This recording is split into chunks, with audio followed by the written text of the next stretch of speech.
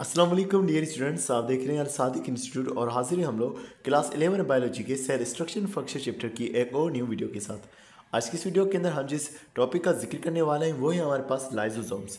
तो आइए आज की इस वीडियो को शुरू करते हैं।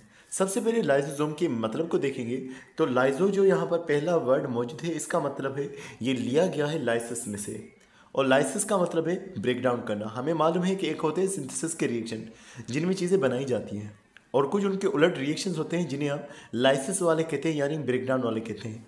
तो लाइजो से मुराद है लाइसिस यानी ब्रेकडाउन, और जोमा से मुराद होता है बॉडी या ऑर्गेनेल। तो ये ऐसे ऑर्गेनेल हैं जिनका काम चीज़ों को तोड़ने का है।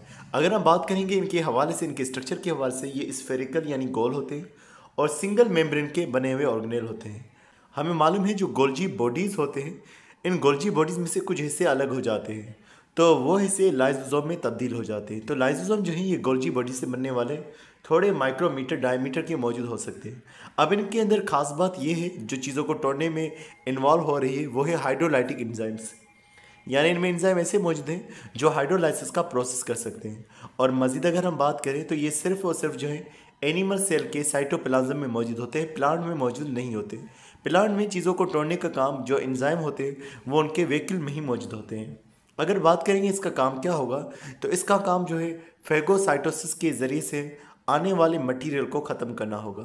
फेगोसाइटोसिस क्या होता है? अगर ये हमारे पास एक सेल मेम्ब्रेन मौजूद है, इस सेल मेम्ब्रेन का एक हिस्सा ये अंदर की तरफ फोल्ड होगा और जो ये हिस्सा अंदर की तरफ फोल्ड होगा, फोल्ड होकर के ये एक वेहिकल बना देगा, तो चीज़ अंदर की तरफ चली आएगी। अब जो चीज़ अंदर दाखिल हुई है और फिर उसे ब्रेक डाउन किया जाएगा, तो ये प्रोसेस फेगोसाइटोसिस का होता है, जिसे हम सेल ईटिंग प्रोसेस भी कहते हैं। मज़ीद बात करें तो इनका काम जो है destroyer of the foreign particle है, बाहर से आने वाली चीज़ों को तोड़ना है। बैक्टीरिया वगैरह को भी ये तोड़ सकते हैं। बैक्टीरिया पहले दाखिल होगा अंदर की तरफ, फिर लाइसोसोम जो है उसके गिर्द जमा हो जाएंगे और अपने एंजाइम्स की मदद से उसे ब्रेक डाउन कर देंगे। सेल्यूलर कंपोनेंट्स को भी तोड़ सकते हैं। पुराने सेल हो जाते हैं तो उन्हें तोड़ने का काम भी इन लाइसोसोम का हो सकता है। अब लाइसोसोम के हवाले से लिखा हुआ है जो न्यूली फॉर्म्ड लाइसोसोम है, जो अभी एक्टिव फॉर्म में लाइसोसोम मौजूद नहीं है, उन्हें प्राइमरी लाइसोसोम कहा जाता है। नॉर्मली जो लाइसोसोम काम करते हैं जिनमें एंजाइम्स मौजूद हैं वो सेकेंडरी लाइसोसोम होते हैं। तो ये एक्टिव फॉर्म में सेकेंडरी लाइसोसोम और शुरू के तौर पर जो बनते हैं वो प्राइमरी लाइसोसोम। अगर लाइसोसोम की बात करें तो इनमें मुख्तलिफ हाइड्रोलाइटिक एंजाइम जैसे कि हमने कहा मौजूद होंगे। 40 से ज़्यादा इनमें हाइड्रोलाइटिक एंजाइम जो है मौजूद हो सकते हैं। अब मज़ीद लाइसोसोम के काम के हवाले से लिखे लाइसोसोम किस तरह से अपना काम अंजाम देते हैं, तो ये मेम्ब्रेन के साथ में जुड़ जाता है। मिसाल के तौर पर ये सेल मेम्ब्रेन अगर मौजूद है हमारे पास, ये हिस्सा अलग हो चुका है। अब लाइसोसोम जो है इसके अंदर दाखिल हो जाएंगे और एंडोसाइटोसिस, फेगोसाइटोसिस या ऑटोफेगोसाइटोसिस के ज़रिए से, इन मैकेनिज्म्स के ज़रिए से चीज़ों को तोड़ा जाएगा। ये 3 अलग अलग प्रोसेसेस होते हैं। एंडोसाइटोसिस जब सेल में 1 माइक्रोमीटर से छोटी साइज़ की चीज़ जो है वो आ रही है।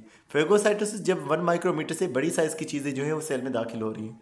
और ऑटोफेगोसाइटोसिस जब सेल के अंदर के हिस्सों को तोड़ा जा रहा है। तो ये 3 अलग अलग प्रोसेसेस हैं जिनमें लाइसोसोम इन्वॉल्व होंगे। एंडोसाइटोसिस में छोटी चीज़ों को ब्रेक डाउन करेंगे, फेगोसाइटोसिस में बड़ी चीज़ें, और ऑटोफेगोसाइटोसिस में सेल के खुद को ही ब्रेक डाउन कर रहे होंगे। और इसी तरह से इनको काम के हवाले से एंडोसोम कह रहे हैं जो एंडोसाइटोसिस करेंगे, फेगोसोम कह रहे हैं जो फेगोसाइटोसिस करेंगे, और जो ऑटोफेगोसाइटोसिस करेंगे उन्हें हम ऑटोफेगोसोम्स कह रहे होंगे। मजीद लाइसोसोम के हवाले से लिखा हुआ है कि ये ऑटोफेगी का प्रोसेस भी अंजाम देते हैं। ये जहन में रखिएगा कि ऑटोफेगी और ऑटोफेगोसाइटोसिस जो है ये एक तरह से सेम प्रोसेस होते हैं, लेकिन इनमें थोड़ा सा जो है डिफरेंस मौजूद होता है। दोनों प्रोसेसेस के अंदर सेल को जो है वो डाइजेस्ट किया जाता है, सेल की चीज़ों को जो है वो तोड़ा जाता है।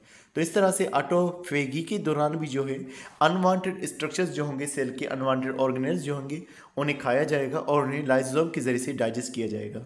इसको हम self eating process of the cell भी कहते हैं। अब यहाँ पर लाइसोसोम के हवाले से मज़ीद लिखा हुआ है कि हमारी बॉडी जो है वो अनवांटेड सेल्स को ख़त्म कर देती है। या तो हमारी बॉडी जो है पुराने सेल्स को ख़त्म कर देती है, एज के हिसाब से पुराने सेल्स को ख़त्म किया जाता है, या फिर जो सेल्स ज़रूरी नहीं है उन्हें एम्ब्रियोनिक स्टेज में ही, यानी कि डेवलपमेंट के ही टाइम पर उन्हें तोड़ा जाएगा, ख़त्म किया जाएगा, ताकि वो सेल हमारे पास आगे ना बन सके, क्योंकि उनकी अभी नीड नहीं है। तो वो सेल एक आर्जी तौर पर बनते हैं, फिर बाद में उनकी ज़रूरत नहीं होती तो उन्हें ख़त्म किया जाता है।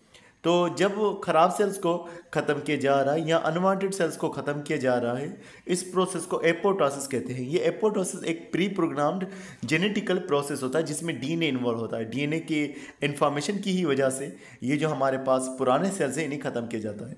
मज़ीद लिखा हुआ है कि जब ये सेल्फ डिस्ट्रक्शन प्रोसेस हो रहा होता है, यानी कि खुद से सेल्स को तबाह किया जा रहा होता है, तो कभी कभार लाइसोसोम जो है वो वक्त से पहले ही जो है एक वक्त के अंदर लाइसोसोम की जो कवरिंग है वो पहले ही जो है वो ख़राब हो जाती है। लाइसोसोम की ये जो कवरिंग है इसके अंदर ही सारे इसके एंजाइम्स मौजूद हैं। अगर ये कवरिंग ख़राब हो गई, मेम्ब्रेन ख़राब हो गई, तो ये एंजाइम्स बाहर निकल आ जाएंगे। तो एंजाइम जो है बाहर चले आएंगे, हाइड्रोलाइटिक एंजाइम्स, और सेल का ब्रेक डाउन करना शुरू कर देंगे। तो इस तरह से सेल जो है अपने ही चीज़ों को, अपनी मालिक्यूल्स को खा रहा है। तो लाइसोसोम का हम कहेंगे अब ये सुसाइडल सेक बन चुके हैं, और इस प्रोसेस को ऑटोलाइसिस कहा जाएगा कि जब लाइसोसोम अपने ही सेल्स को ख़त्म कर रहे हैं और सुसाइडल सेक बनकर के वक्त से पहले ही उसका ब्रेक डाउन कर रहे हैं। यहाँ पर ये हमारे पास एक सेल की मेम्ब्रेन दिखाई हुई है, एक कवरिंग दिखाई हुई है। सबसे पहले यहाँ पर जो है एंडोसाइटोसिस हो रहा है, ये मेम्ब्रेन अंदर की तरफ जा रही है। अब इसके अंदर लाजमी कोई पार्टिकल्स मौजूद हैं, फूड के पार्टिकल्स इसके अंदर मौजूद हैं, और ये एक वहीकल बन चुका है छोटा सा। अब क्या होगा कि जो लाइसोसोम आसपास मौजूद हैं, ये लाइसोसोम इसके गिर्द आ जाएंगे, इसकी मेम्ब्रेन के साथ जुड़ जाएंगे और इसके अंदर चले आएंगे, और लाइसोसोम इसके अंदर चले आने के बाद इसे डाइजेस्ट कर देंगे। तो ये वहीकल जो है अब डाइजेस्टिव वहीकल बन चुका होगा, और इस तरह से ये हिस्सा जो वहीकल का है ये वापसी मेम्ब्रेन के साथ जुड़ जाएगा और सारे पार्टिकल को जो है एक्सोसाइटोसिस के जरिए से बाहर रिमूव कर देगा। तो इस तरह से पहले वेहिकल्स बनते हैं एंडोसाइटोसिस के जरिए से, और फिर उन वेहिकल्स में लाइसोसोम दाखिल हो जाते हैं और उन चीज़ों को जो है ब्रेक डाउन कर देते हैं। मज़ीद लिखा हुआ है कि लाइसोसोम हमारी बॉडी के लिए बहुत ज़्यादा ज़रूरी है, क्योंकि इसके अंदर एंजाइम्स मौजूद हैं जो हमारे सेल के रिएक्शंस को कंट्रोल कर रहे हैं। अगर मिसाल के तौर पर सेल के अंदर वो एंजाइम मौजूद ना हो, हेरिडिटी की वजह से, यानी कि ख़ानदानी तौर पर जो है बाय बर्थ जो है उसमें एंजाइम मौजूद नहीं है, या किसी पैदाइशी एबनॉर्मलिटी की वजह से पैदाइश के तौर पर जो है वो उसके अंदर एंजाइम मौजूद नहीं है, तो क्या होगा कि वो जो केमिकल है, वो जो सबस्ट्रेट है वो बढ़ता रहेगा। आपको मालूम है कि एंजाइम का काम सबस्ट्रेट को ब्रेक डाउन करने का या सबस्ट्रेट को कन्वर्ट करने का है। अगर एंजाइम नहीं है तो वो सबस्ट्रेट बढ़ता रहेगा, और वो सबस्ट्रेट बढ़ करके इतना हो सकता है कि हमारे लिए फेटल बन जाए, यानी कि हमारे लिए डेडली बन जाए।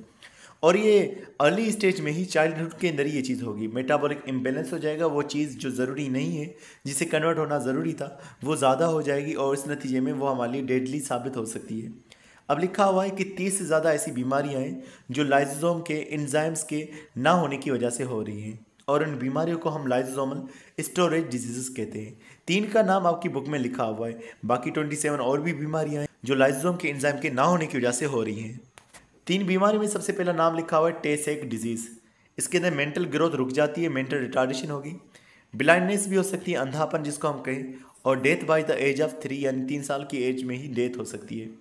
एक और है ग्वाचर डिजीज़ जिसको कहा जा रहा है।